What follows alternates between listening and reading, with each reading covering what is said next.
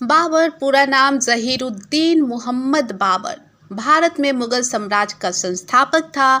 वह एक योद्धा, कवि और कुशल सेनापति था जिसने 1526 में पानीपत की पहली लड़ाई जीतकर दिल्ली में मुगल शासन की नींव रखी।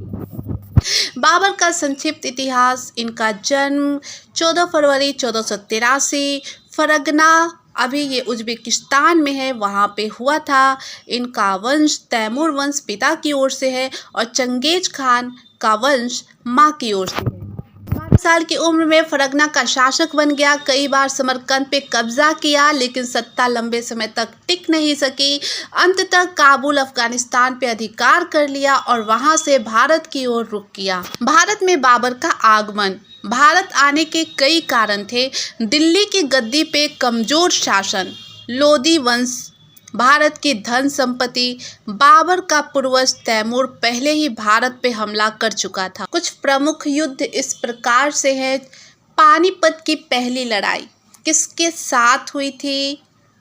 इब्राहिम लोदी, इनके साथ बाबर की पानीपत की लड़ाई हुई थी, जहां पे बाबर विजयी हुए और फिर इन्होंने दिल्ली पे कब्जा किया। बाबर ने तोप खाने का कुशल प्रयोग किया। कानवा की लड़ाई 1527 ईस्वी में हुई थी। इनकी लड़ाई राणा सांगा मेवाड़ में हुई थी। इसका परिणाम हुआ कि राजपूत की हार हुई। चंदौर और घाघरा की लड़ाइयाँ भी बाबर ने जीती। शेष अफगान और बंगाल के शासकों को हराया। शासन और प्रशासन। बाबर ने भारत में मुगल शासन की नींव रखी लेकिन बहुत लंबा शासन नहीं कर पाया। प्रशासनिक सुधारों के बजाय उसका शासनकाल ज्यादातर युद्धों में बीता। उसने बाबरनामा तुर्की भाषा में नामक आत्मकथा लिखी जो उस समय की राजनीति, समाज, प्रकृति और युद्धों का सजीव चित्रण। बाबर की मृत्यु 26 दिसंबर 1530 को आगरा में हुई।